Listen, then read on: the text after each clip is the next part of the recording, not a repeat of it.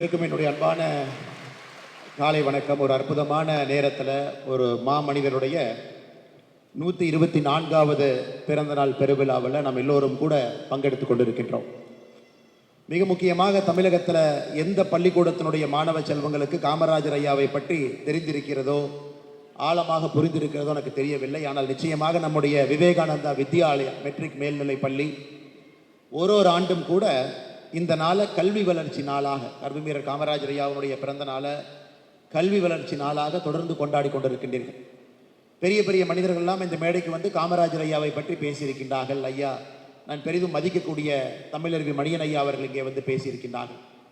கர்மவீரர் காமராஜர் ஐயாவை மிக அருகில் இருந்து பார்த்தவர்கள் இங்கே வந்து பேசியிருக்கின்றார்கள். எனக்கு மேடையில் இருக்கும் பொழுது இந்த பள்ளியினுடைய செயலராக இருக்கக்கூடிய போற்றுதலுக்குரிய ஐயா எக்ஸலன் ராமசாமி அவர்கள் என்று சொன்னார். ஐயா, தமிழருவி மணியன் அவர்கள் இங்கே வந்து காமராஜர் ஐயாவை பற்றி பேசிவிட்டு மாணவ செல்வங்களுக்கு சில கேள்விகளை கேட்டாங்க. அப்போ மாணவ செல்வங்கள் காமராஜர் ஐயாவை பற்றி எல்லா கேள்விக்குமே பதில் சொல்ல ஆரம்பித்த பிறகு தமிழருவி மணியன் ஐயாவே ஒரு நிமிஷம் ஸ்டன் ஆயிட்டார். எப்படி என்ன கேள்வி கேட்டாலும் பதில் சொல்கிறாங்களே. எனக்கு அருகில் மேடையில் இருக்கக்கூடிய இந்த பள்ளியினுடைய தலைவராக இருக்கக்கூடிய ஐயா வீனஸ் குமாரசாமி அவர்கள் இன்னொரு வார்த்தையை சொன்னாங்க. நம்ம பள்ளி மாணவங்கிட்ட நீங்கள் காமராஜர் ஐயாவை பற்றி என்ன கேள்வியை கேட்டாலும் பதில் சொல்லுவாங்க. ஏன்னா அந்த அளவுக்கு ட்ரெயின் ஆகிருக்கிறாங்க. காமராஜர் ஐயாவை பற்றி பேசி பேசி பேசி பேசி எல்லா மாணவ செல்வங்களுக்கும் ஐயாவை பற்றி நன்றாக தெரியும் என்று சொன்னார்கள். எத்தனை பள்ளியில் இவ்வளவு தைரியமாக மாணவர்களை வைத்துக்கொண்டு காமராஜர் ஐயாவுடைய வாழ்க்கையை முழுவதுமாக இவர்கள் படித்திருக்கின்றார்கள் என்று எப்படி எவ்வளவு சொல்ல முடியுங்க. 1902ஆம் ஆண்டு பிறந்தவர் கர்மவீரர் ஐயா. இன்னைக்கு அவர் இருந்திருந்தால் 124 வயது அவருக்கு ஆகியிருக்கும். 1975 நம்மை விட்டு பிரிந்து இறைவனடி சேர்ந்திருக்கின்றார்கள். வாழ்ந்த வருடங்கள் பார்த்தீங்கன்னா 73 ஆண்டுகள் தமிழக மண்ணில் மக்களுக்காக வாழ்ந்த ஒரு மாமனிதர். 1902 பிறந்தார்னா அது வேறொரு காலம், வேறொரு யுகம். சுதந்திரத்திற்கான ஒரு பெரிய தாகம் இருந்துச்சு, ஒரு வேள்வி இருந்துச்சு. நிறைய நண்பர்களுக்கு தமிழகத்தில் தெரியாது, கர்மவீரர் காமராஜர் ஐயா நம்முடைய முதலமைச்சராக 9 ஆண்டு காலம் பதவி காலத்தில் இருந்தார். 1954 ஆரம்பித்து 1963 வரை. அது நம்ம எல்லோருக்குமே தெரியும். 9 ஆண்டு காலம் முதலமைச்சர். ஆனால் நிறைய பேருக்கு தெரியாத ஒரு விஷயம், கர்மவீரர் காமராஜர் ஐயா தன்னுடைய 73 வயது வாழ்ந்ததில் 9 ஆண்டு காலம் சிறையிலும் இருந்தார். அது நிறைய பேருக்கு தெரியாது. 9 ஆண்டு காலம் முதலமைச்சராக இருந்த ஒரு மனிதர் தன் பிறந்த காலகட்டத்திலிருந்து இறக்கும் தருவாய் வரை 9 ஆண்டு காலம் வேறு வேறு காலகட்டத்தில் சிறையிலும் இருந்தார். 9 ஆண்டு காலம் சிறை, 9 ஆண்டு காலம் முதலமைச்சர். அப்படிப்பட்ட ஒரு மனிதர். மகாத்மா அண்ணல் காந்தியடிகள் அவர்களோடு நெருங்கிய ஒரு தொடர்பு. அந்த சுதந்திர போராட்டத்தின் போது பெரிய பெரிய மனிதர்கள்லாம் யார் இருந்தார்களோ அவர்களெல்லாம் அருகில் இருந்து பார்ப்பதற்கு ஒரு பெரிய வாய்ப்பு. அதையெல்லாம் பார்த்து பார்த்து தன்னை செப்பனிட்டு கொண்டார், செதுக்கி கொண்டார். ஒரு பெரிய மனிதராக எப்படி வர வேண்டும் என்பதற்கெல்லாம் ஆழமான இலக்கணத்தை அந்த 1920, 30, 40, 50 காலகட்டத்தில் அவருக்கு ஒரு வாய்ப்பு கிடைச்சி தன்னை ஷேப் அப் பண்ணிக்கிறக்கு. அதனால தான் காமராஜர் ஐயா was a man of his times என்று ஆங்கிலத்திலே சொல்வோம்.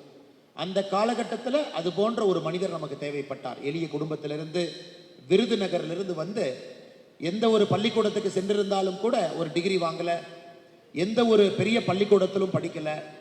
ஆரம்பமே பள்ளிக்கூடத்துக்குள்ள மலைக்காக ஒதுங்கிய ஒரு பெருமை மட்டும்தான் காமராஜர் ஐயாவுக்கு இருக்கும். அதை தாண்டி அவருக்கு எந்த பெருமையும் கிடையாது.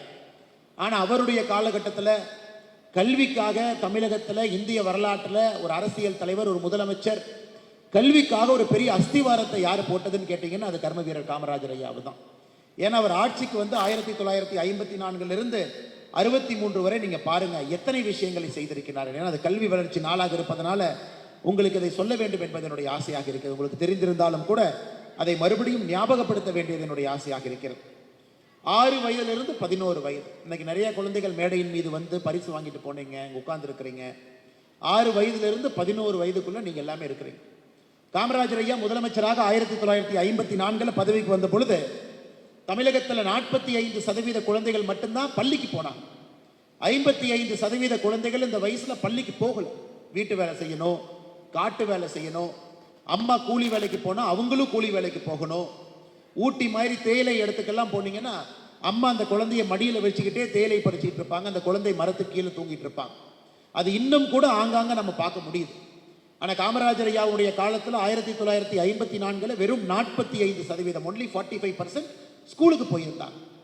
அவர் ஆட்சி கட்டலிருந்து இறங்கும் பொழுது 1963 அதை 80% உயர்த்தி காட்டிய ஒரு பெருமை. யோசிச்சு பாருங்க, 45%லிருந்து 80%ற்கு கிட்டத்தட்ட 35% உயர்த்தி 80% விட்டுட்டு போனார். 1952 அவர் ஆட்சிக்கு வர்றதுக்கு 2 வருஷம் முன்னாடி தமிழகத்தில் பள்ளிக்கூடத்தில் படிக்கக்கூடிய மாணவர்கள் மொத்தமாக 3,33,000 பேர். அவ்வளவு பேர் தான் பள்ளிக்கூடத்தில் படிச்சாங்க. ஆனா காமராஜர் ஐயாவுடைய ஆட்சி கட்டலிருந்து இறங்கும் தருவாயில 9,44,000 பேர். எந்த அளவுக்கு உயர்த்தி இருக்கார் பாருங்க. அதாவது இன்னைக்கெல்லாம் எந்த முதலமைச்சருக்கும் எந்த ஒரு தலைவருக்கும் ஆணித்தரமாக நீங்க டேட்டா பேஸ்ட் எவிடன்ஸோடு சொல்ல முடியாது. காமராஜர் ஐயா வரும்போது இப்படி இருந்துச்சு, காமராஜர் ஐயா ஆட்சி கட்டலிருந்து போகும்போது எப்படி இருந்துச்சு. எதற்காக இதை நான் திரும்ப திரும்ப சொல்றேன்னாங்க, இன்னைக்கு பல இடத்துல காமராஜர் ஐயாவை பத்தி எப்படி சொல்லுவாங்கன்னா, எளிய மனிதர். உண்மைதான், எளிய மனிதர் தான், நேர்மையான மனிதர். உண்மைதான், நேர்மையான மனிதர். படிக்காத ஒரு மேதை. உண்மைதான், படிக்காத ஒரு மேதை. ஆனா நிறைய இடத்துல காமராஜர் ஐயாவுடைய அட்மினிஸ்ட்ரேட்டிவ் எக்ஸ்பீரியன்ஸ் பத்தி பேசுறது இல்லை. இன்னைக்கு ஒரு அட்மினிஸ்ட்ரேஷன் பண்ணணும்னா MBA படிச்சிருக்கணும், ஒரு பெரிய ஒரு மனிதராக இருக்கணும், அதிக பணம் செலவு செய்து பெரிய பெரிய கல்லூரியில் படித்திருக்கணும் அப்படின்னு இருக்கக்கூடிய காலகட்டத்தில் எதையுமே படிக்காத ஒரு மனிதர் அட்மினிஸ்ட்ரேஷன்ல, ஆட்சி அதிகாரத்தில் ஒரு புரட்சி செய்திருந்தார் என்றால் அது கர்ம வீரர் காமராஜர் ஐயா தான். 3 லட்சத்திலிருந்து 9 லட்சத்திற்கு பள்ளிக்கூடத்துக்கு செல்லக்கூடிய மாணவர்களை உயர்த்தி காட்டியவர். அது மட்டும் இல்லைங்க, காமராஜர் ஐயா காலத்தில் தான் இன்னொரு பெரிய விஷயத்தை கொண்டு வந்தார். ஒரு பள்ளிக்கூடத்துக்கு குழந்தை போக வேண்டும் என்றால் 2-3 விஷயம் இருக்கணும். ஒன்று, ஏன்னா ஏற்கனவே ஐயா பேசும் பொழுது சொன்னாங்க, ஒரு முறை தன்னுடைய அம்பாசிடர் கார்ல முதலமைச்சரான புதுசுல போறாங்க. அப்போ ரயில்வே கேட் போடப்பட்டிருக்கிறது. ரயில்வே கேட்டுக்காக அந்த கார் நிற்கிறது. அப்போ ஒரு பையன் தூரத்தில் ஆடு மேய்ச்சிட்டு இருக்கிற பையனை கூப்பிட்டு காமராஜர் ஐயா கேட்கிறார், ஏன் தம்பி ஸ்கூலுக்கு போலியான்னு. அந்த சின்ன தம்பி பேசுறாரு, இல்லை ஸ்கூலுக்கு போலின். ஏன் ஸ்கூலுக்கு போலின்? அதை காமராஜர் ஐயாவுக்கு அந்த சின்ன தம்பி சொல்றாரு, ஐயா ஸ்கூலுக்கு போனால் சாப்பாடு யாரு போடுவான். அப்படியே கோட்டைக்கு போறாரு, சென்னைக்கு போறாரு.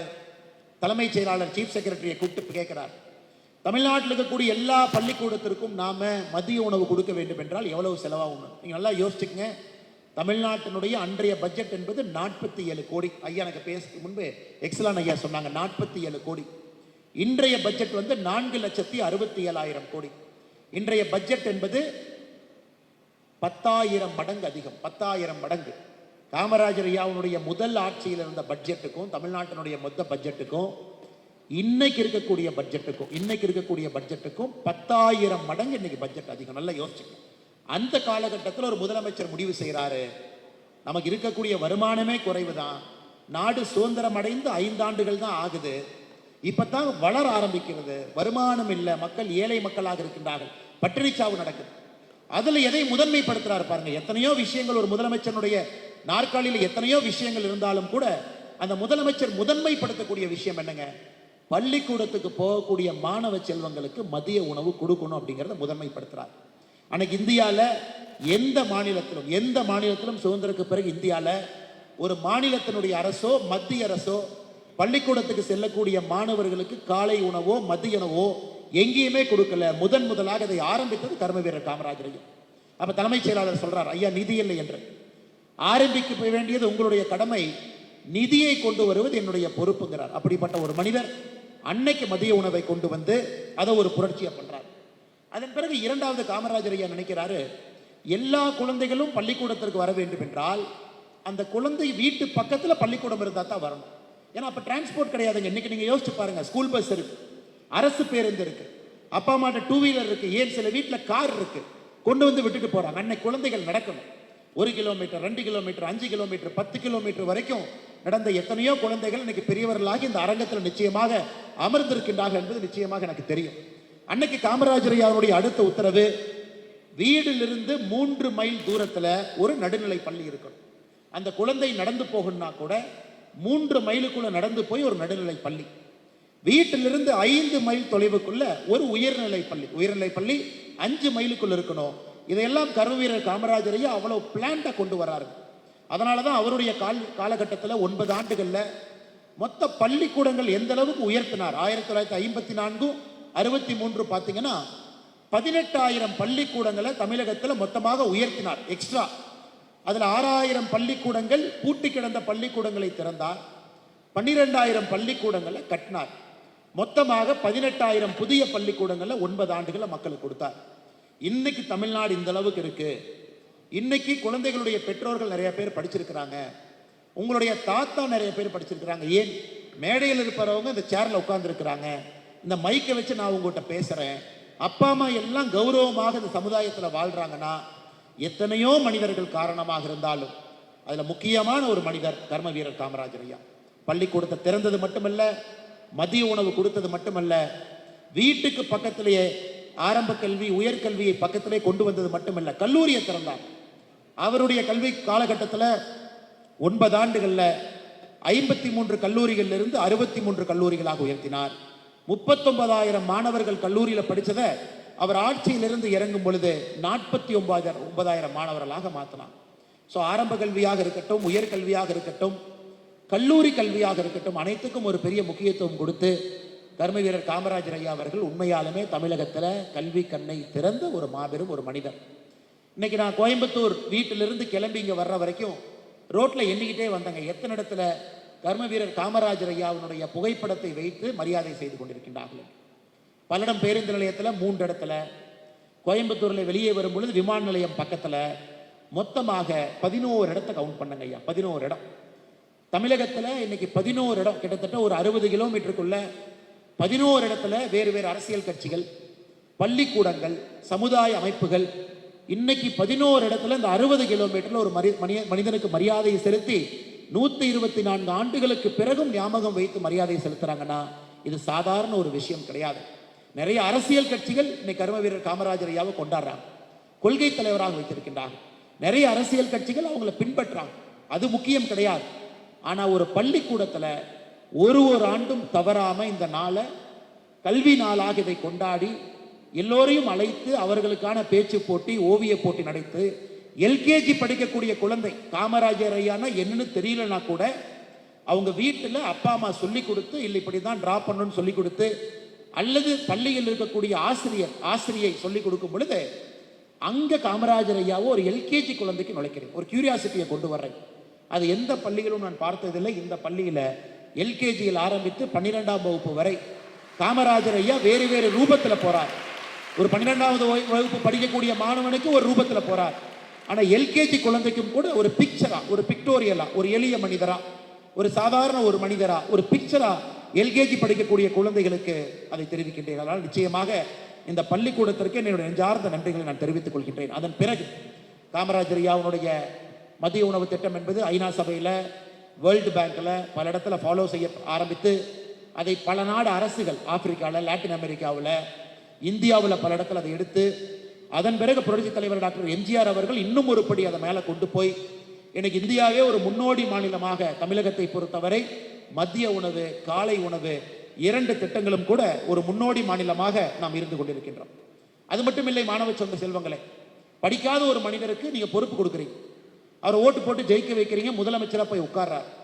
இன்னைக்கு மந்திரி சபை எவ்வளோன்னு கேட்டிங்கன்னா சராசரியாக 33 to 38 பேர் வரைக்கும் வச்சுக்கலாம். ஏன்னா இன்னைக்கு அரசியலமைப்பு சட்டத்தில் ஒரு ரூல் இருக்கு, எவ்வளவு பேர் நீங்க மந்திரி சபையில் இடம் பெறலாம், 15% இடம் பெறலாம்.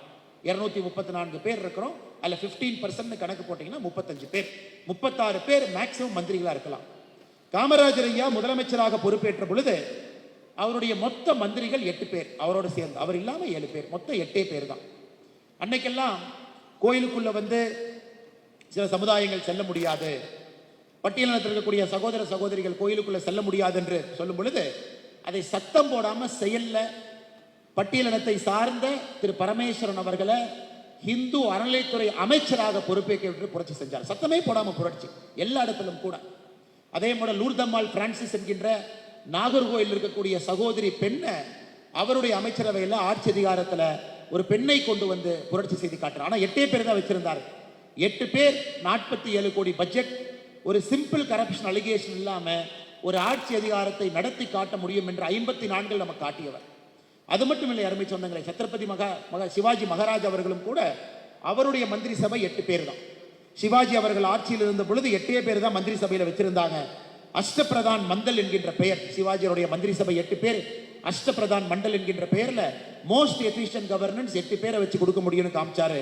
அதை கர்ம வீரர் காமராஜர் ஐயா அவருடைய அமைச்சரவையிலும் கூட 8 பேரை வச்சு காமிச்சார். அது மட்டும் இல்லை, காங்கிரஸ் தலைவராக போட்டியிட்ட பொழுது தன்னை எதிர்த்து யார் போட்டியிட்டார்களோ அவர்களையும் கொண்டு வந்து தன்னுடைய மந்திரி சபையில் அமைச்சராக பொறுப்பு கொடுத்து, அதாவது அவருடைய அமைச்சரவையை பொறுத்தவரை நேர்மை இருக்கணும், நாணயம் இருக்கணும், நெஞ்சுரம் இருக்கணும், அதில் சமூக நீதி இருக்கணும் என்கின்ற அடிப்படையில் மட்டும்தான் அவருடைய அமைச்சரவை 63 வரைக்கும் இருந்துச்சு. இன்னைக்கெல்லாம் பதவியில் ஒருத்தர் ஏறினாங்கன்னா இறங்க மாட்டாங்க. பதவியில் ஏறுறது மட்டும்தான் கணக்கு, இறங்குறது கணக்கு இல்லைங்க. ஆனால் 1963 சிம்ம சொப்பனமாக ஆட்சி அதிகாரத்தில் உச்சத்தில் இருக்கும் பொழுது பெரிய பெரிய மனிதர்கள்லாம் ஆட்சியில் இருந்தது போதும், எல்லாமே 9 வருஷம் 10 வருஷம் 5 வருஷம் முதலமைச்சராக இருந்துட்டோம். காங்கிரஸ் கட்சி 1947 சுதந்திரம் வாங்கும் பொழுது எப்படி காங்கிரஸ் கட்சி இருந்ததோ இன்னைக்கு அந்த நிலைமை மாறி இருக்கிறது. நாம் மாறிவிட்டோம். மறுபடியும் அந்த நிலைமையை கொண்டு வரணும். மறுபடியும் காங்கிரஸ் கட்சி மக்களோடு மக்களாக இருக்க வேண்டும் என்பதற்காக 1963 அவரே ஒரு பர்சனல் எக்ஸாம்பிள் செட் பண்றார்.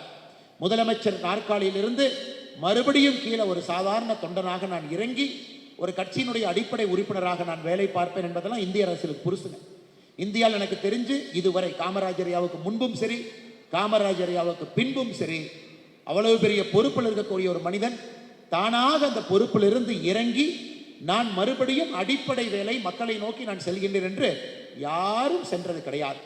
அந்த மாமனிதன் 1975 இறந்த பொழுது அவ்வளவு பெரிய ஒரு மனிதர் ஒரு தேர்தலில் தோற்கடிக்கப்பட்டார் 1967. அதன் பிறகுதான் எக்ஸ்லாம் ஐயா தேர்தலில் தோற்ற பிறகு காமராஜ் ஐயாவுடைய பக்தனாக மாறினான்.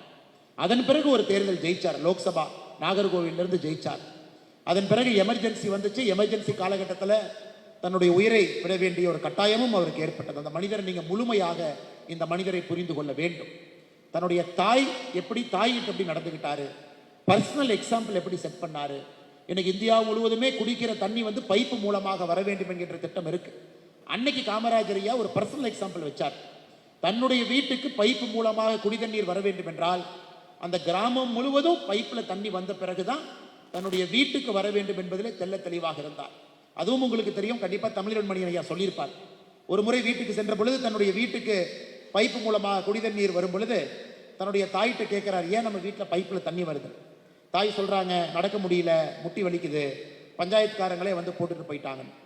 தன்னுடைய தாய்க்கு கொடுக்கப்பட்ட அந்த பைப்பு மூலமாக வரக்கூடிய குடிதண்ணீரை கூட அந்த பைப்பை பிடுங்கி எடுத்து திரும்ப பஞ்சாயத்து எடுத்துட்டு போக சொல்றாரு.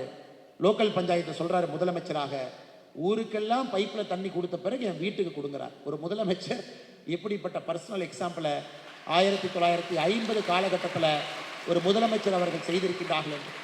இதுதான் இன்னைக்கு உங்களை மோட்டிவேட் பண்ணணும். இங்கே இருக்கக்கூடிய குழந்தைகள், நீங்கள் இதெல்லாம் கேட்டுட்டு ஒரு செய்தியாக ஒரு கதையாக கேட்டுட்டு இங்கிருந்து வெளியே போனதுக்கப்புறம் உலகம் இந்த மாதிரி இல்லையே, காமராஜர் ஐயா மாதிரி உலகம் இல்லையே, இன்னைக்கு மட்டும்தான் மேடையில் பேசுகிறாங்க, ஆனால் காமராஜர் ஐயாவு மாதிரி மக்கள் வாழ்றதில்ல, காமராஜர் ஐயாவு போல ஆட்சியாளர்கள் இல்லை என்று சொல்லி நீங்கள் நடந்து விடக்கூடாது.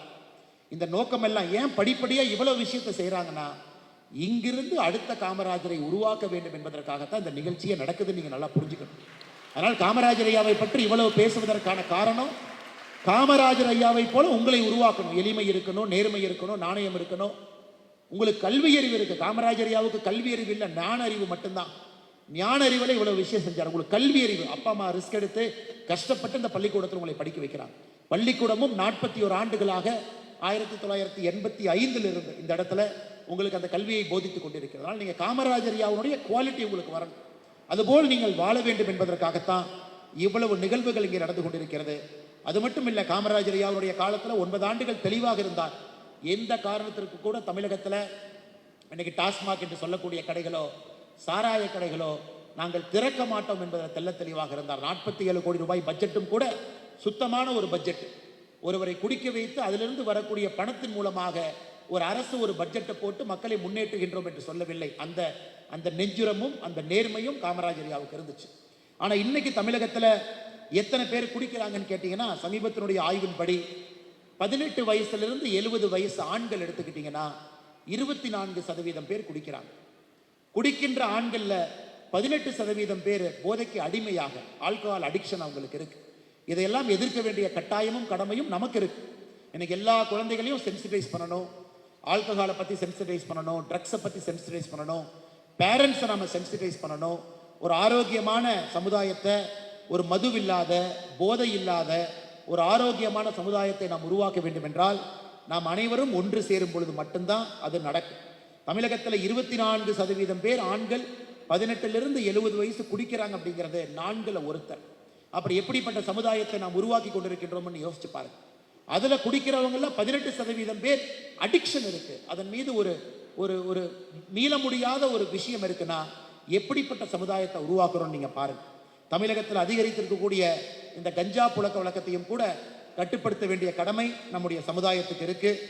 அதையும் கூட நீங்கள் கவனத்தில் எடுத்துக்கொண்டு இந்த 1 மாத காலமும் கூட வீதலிட சமைப்பு தமிழ்நாடு முழுவதுமே இதை ஒரு பெரிய ஒரு மாபெரும் மக்கள் இயக்கமாக எடுத்திருக்கின்றோம். அதில் நீங்களும் பங்கு பெற வேண்டும் என்று அன்போடு கேட்டுக்கொள்கின்றேன். அதே நேரத்தில் மாணவ செல்வங்கள் நீங்கள் தெளிவாக இருக்கணும். குடிக்கிறவங்களை நீங்கள் பார்த்தீங்கன்னா நாங்கள் சொல்கிறத விட நீங்கள் சொன்னீங்கன்னா அவங்க கண்டிப்பாக விடுவாங்க. அதனால் உங்கள் வீடாக இருக்கட்டும், தெருவாக இருக்கட்டும், எல்லா இடத்திலும் கூட மாணவ செல்வங்கள் நீங்களும், ஏன்னா இந்த சமுதாயத்தில் நீங்கள் வாழ போகிறீங்க, இந்த சமுதாயத்தை நீங்கள் வருங்காலத்தில் ஆள போகிறீங்க. அதனால் நல்ல ஒரு சமுதாயத்தை உருவாக்க வேண்டிய ஒரு கடமையும் கட்டாயமும் இங்கே இருக்கக்கூடிய மாணவ செல்வங்களுக்கும் இருக்கு. அதை மறந்து விடாதீர்கள் என்று சொல்லி மறுபடியும் இந்த அற்புதமான பள்ளிக்கூடம் 41 ஆண்டுகளை தாண்டி தேசிய உணர்வு மிக்க ஒரு மாணவ செல்வங்களை இங்கிருந்து மாணவர்களை அனுப்பும் பொழுதே தேசியவாதிகளாகும். நாடு முதல், மை நேஷன் ஃபர்ஸ்ட் என்கின்ற ஒரு சிங்கிள் ஐடென்டிட்டியில இங்கிருந்து 1000 மாணவ செல்வங்களை ஒரு ஆண்டும் கூட தயார் செய்து வெளியே அனுப்பி கொண்டிருக்கின்றீர்கள். அது சாதாரண ஒரு வேலை கிடையாது. ஆனால் நிச்சயமாக இந்த காலகட்டத்திலும் கூட உங்களை இந்த நேரத்தில் பாராட்டி ஆக வேண்டும். கர்ம வீரர் காமராஜர் ஐயா ஒரு தேசிய கட்சியில பணியில் இருந்த பொழுது கூட மிக தெளிவாக இருந்தார். அப்ப பண்டிட் நேரு இந்தியாவுடைய பிரதமராக யோசிச்சு பாருங்க, நேரு எவ்வளவு பெரிய மனிதர். அப்படி இருக்கும் பொழுது இந்தியா மிகப்பெரிய ஒரு நாடு, இந்தியா முதல் நாடு, அதிலே தமிழகத்தை முதன்மையாக கொண்டு வர வேண்டும் என்கின்ற ஒற்றை நோக்கத்துல தமிழ்நாட்டினுடைய உரிமைகளை எங்கேயும் விட்டுக் கொடுக்காமல் ஒரு மிகச்சிறந்த முதலமைச்சராக இருந்த ஒரு மாமனிதர்.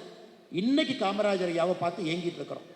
விவசாயம் highest agriculture land, irrigated land highest இருந்தது கர்ம வீரர் காமராஜர் 1964.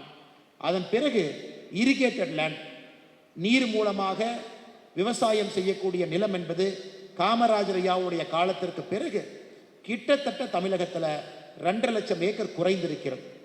காரணம், காமராஜர் ஐயாவுக்கு பிறகு யாரும் டேம் கட்டல, காமராஜர் ஐயாவுக்கு பிறகு விவசாயத்துக்கு யாரும் முக்கியத்துவம் முன்னுரிமை கொடுக்கல. அதையெல்லாம் நீங்கள் ஒரு இயக்கமாக இங்க இருக்கக்கூடிய மாணவ செல்வங்கள் இதெல்லாம் நான் வச்சுக்கணும். நீங்க இன்னும் 20 ஆண்டுகள் கழித்து வரும் பொழுது எப்படிப்பட்ட இந்தியா தமிழ்நாடு இருக்குன்னு யோசிச்சு பார்த்துக்க.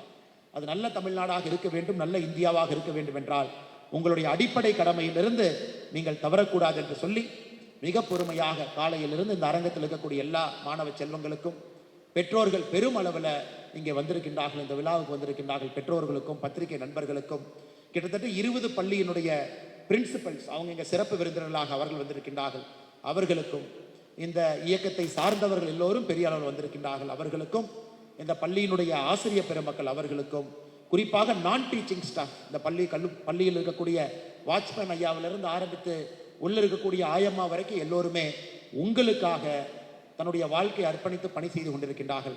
அவர்களையும் இந்த நேரத்தில் அவர்களையும் நினைவில் கொண்டு வாய்ப்பு கொடுத்த நல்ல உள்ளங்களுக்கு நன்றி தெரிவித்து, விவேகானந்தா வித்யாலயா மெட்ரிக் மேல்நிலை பள்ளி இன்னைக்கு 41 ஆண்டுகளாக இருந்தாலும் வரக்கூடிய ஆண்டுகளில் இன்னும் மென்மேலும் பெரிய உயரத்திற்கு செல்ல வேண்டும் என்று வாழ்த்து வணங்கி என்னுடைய உரையை முடித்துக் கொள்கின்றேன். நன்றி, வணக்கம். தமிழ்நாடு வாழ்க, பாரதத்தினுடைய புகழ் உலகெங்கும் ஓங்குக. இதைத்தான் மடை திறந்த வெள்ளம் என்பார்களோ. ஒரே எண்ணம்,